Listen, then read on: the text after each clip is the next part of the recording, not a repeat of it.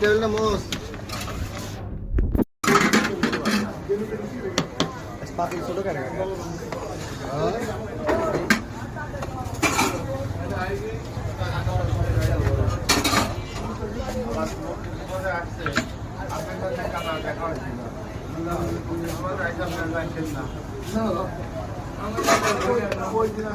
কেন